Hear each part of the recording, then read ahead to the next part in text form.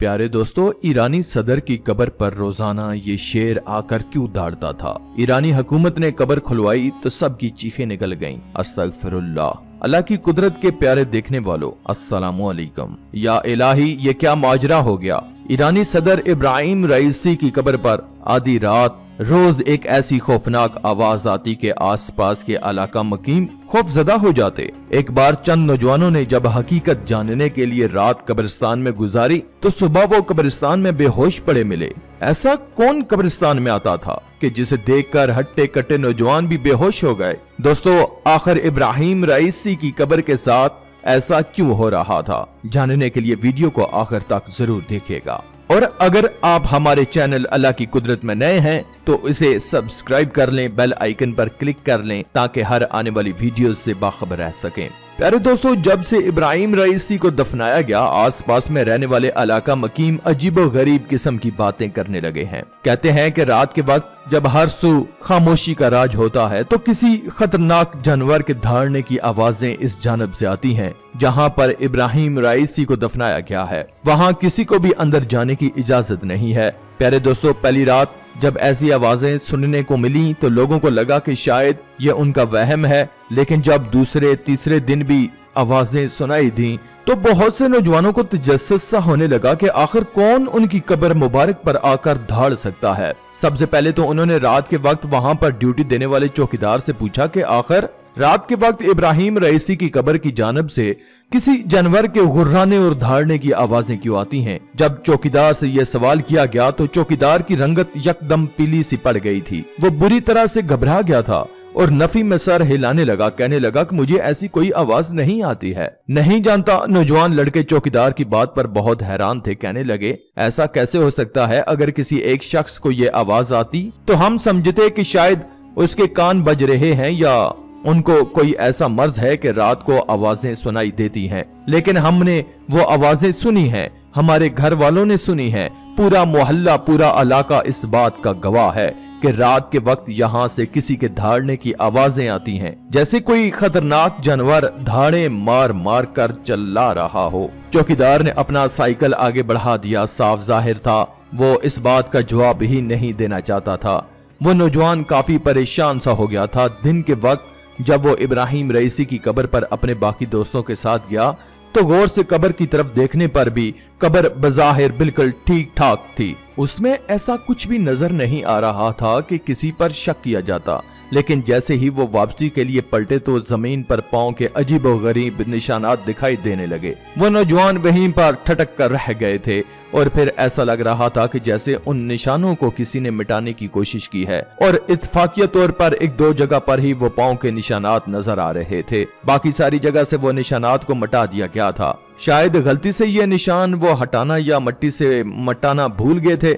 ये सब देखकर उन नौजवानों को और भी ज्यादा तजस्सुस होने लगा। इसलिए वो फैसला कर चुके थे कि वो इस रात से पर्दा जरूर फाश करेंगे कि हर रात 3 बजे इब्राहिम रईसी की कब्र पर कौन आता है, और जो आता है वो यकीनन इंसान नहीं, क्योंकि धाड़ने की और गुर्राने की आवाज किसी जानवर की लगती है, और वो भी एक खतरनाक जानवर की। लेकिन कुछ भी हतमी तौर पर नहीं कहा जा सकता था। इसलिए उन नौजवानों ने ये फैसला किया कि वो रात कब्रिस्तान में गुजारेंगे और देखेंगे कि आखिर कब्र के पास आता कौन है। लेकिन सबसे बड़ा मसला ये था कि बाहर बैठे गार्ड्स रात के वक्त किसी को भी इब्राहिम रईसी की कब्र के पास जाने की इजाजत नहीं देते थे। उन नौजवानों ने जब गार्ड से वही सवाल किया जो कि चौकीदार से किया था तो वो भी नजरें बदलने लगा और कहने लगा कि नहीं, ऐसी कोई भी आवाज सुनाई नहीं देती। लेकिन उनके चेहरे की बदहवासी ये बता रही थी कि कोई न कोई बात तो जरूर है। मसला सारा ये था कि वहाँ रात के वक्त किसी को भी अंदर जाने की इजाजत नहीं थी और वो लड़के हकीकत को जानने में इतने तजस्सुस थे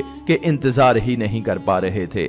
चाहते थे कि असल हकीकत से आगाह हो जाएं। इसलिए दोस्तों उन्होंने एक चोर रास्ता इख्तियार किया। जैसे ही रात का 1 बजा वो नौजवान फौरन से कब्रिस्तान की पिछली जानब चले गए जहां पर बहुत ऊंची दीवार थी और कोई भी शख्स बाआसानी वहां से कूद कर कब्रिस्तान नहीं पहुंच सकता था। लेकिन वो नौजवान अपनी मदद आप के तहत उस दीवार के साथ एक नौजवान को खड़ा करने लगे जो कि उन सब में ज्यादा जानदार था और ताकतवर भी था, और उसके कंधों पर पांव रखकर दीवार की दूसरी जानब कूद गए और आखिर में उस नौजवान को भी बाजू से खींचकर अंदर की जानब फेंकने में कामयाब हो गए। वो सब लोग एक दरख्त के पीछे छुप गए थे जहां गुप अंधेरा था।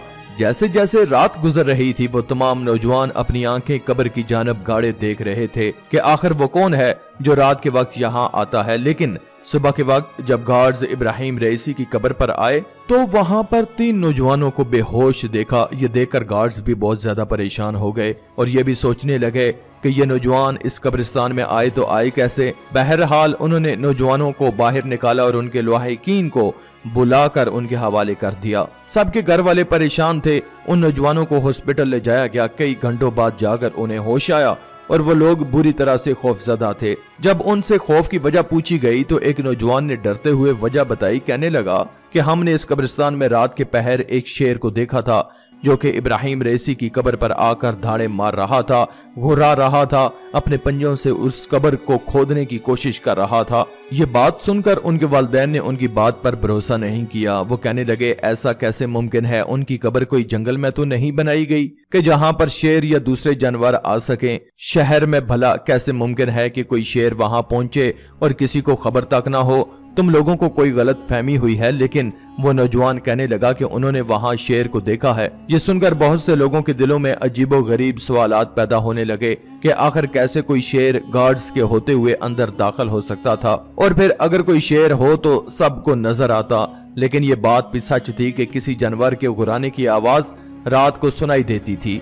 लोगों के दिलों में बेचैनी सी होने लगी थी। दिमाग में सवालात का सिलसिला सा शुरू हो गया था कि आखिर इब्राहिम रईसी की कब्र पर कौन सा जानवर आ रहा है और रात के 3 बजे घुराने के लिए क्यों आता है। कभी कभी तो आवाज इतनी ऊंची होती है कि लोग घबरा जाते हैं, लेकिन ये नहीं कहा जा सकता था कि वो आवाज किसी शेर की है। उन 3 नौजवानों में से बस एक ने ये बताया था कि उसने शेर को देखा था। बाकी 2 नौजवान चुप थे, कुछ नहीं कह पा रहे थे। समझ में नहीं आ रहा था कि कैसे कोई शेर शहरों के बीचों बीच बनी इब्राहिम रईसी की कब्र पर रात को आ सकता है और फिर गायब भी हो सकता है। आखिर उन नौजवानों के अलावा किसी और ने उस शेर की मौजूदगी का एतराफ क्यों नहीं किया। अब तो बहुत से लोगों के अंदर ये तजस्सुस होने लगा था कि आखिर रात के वक्त कौन उस कब्र पर धाड़ता था और क्या वाकई उस नौजवान को वहां शेर नजर आया था। अगर शेर था तो बाकी लोगों को क्यों नजर नहीं आया। चौकीदार और गार्ड से भी इसके मुताल्लिक पूछा गया, लेकिन वो लोग कुछ भी बताने को तैयार न थे। अगले रोज बहुत से लोग उस कब्रिस्तान में मौजूद थे, लेकिन उस रात कोई भी वहां नहीं आया। लोगों को लगा कि वो नौजवान झूठ बोल रहा था, मगर अगले रोज जो कुछ उस नौजवान के साथ हुआ एक नाकाबिले यकीन वाकया था।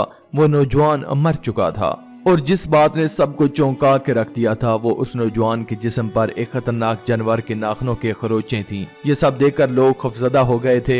इसके बाद से दोबारा से वो घुराने की आवाजें आने लगी। लोगों ने जब इब्राहिम रईसी के घर वालों को इस बारे में बताया तो उनकी बीवी ने एक ऐसे राज से पर्दा उठाया कि सुनने वालों के होश उड़ गए। वो कहने लगी कि वो आवाजें जिन्नात की हैं, क्योंकि इब्राहिम रईसी जिन्नात को खाना खिलाते थे, इसलिए उनके इंतकाल के बाद से वो जिन्नात रोते हैं। कभी वो किसी परिंदे की शक्ल में नजर आते हैं तो कभी किसी जानवर की शक्ल में। ये बात सुनकर सब हैरान थे कि जिन्नात को खाना कैसे कोई इंसान खिला सकता है। इब्राहिम रईसी की बीवी कहने लगी कि वो रोज बकरों को ज़िबा करवा कर एक ऐसे खाली मैदान में वो बकरे डाल देता जहाँ पर मशहूर था कि यहाँ जिन्नात होते हैं, इसलिए वो जिन्नात किसी न किसी जानवर की शक्ल इख्तियार करके कब्र पर नजर आते हैं। ये सुनकर सबको हैरत हुई थी। इब्राहिम रईसी के बारे में ये राज भी सामने आ गया था कि न सिर्फ इंसानों बल्कि दूसरी मखलूक के साथ भी उनका रवैया अच्छा था कि मरने के बाद भी जिन्नात उनकी कब्र पर शेर बनकर आते और धाड़े मार कर रोते। इंसानों के साथ साथ 200 जिन्नात को भी उनकी मौत पर दुख और अफसोस था। अल्लाह उन्हें करवट करवट जन्नत नसीब फरमाए, आमीन या रब्बल आलमीन। दोस्तों कमेंट में हो सके तो आमीन आप भी लिख दीजिएगा, और अगर कुछ भी कहना चाहें इस हवाले से तो आप कह सकते हैं।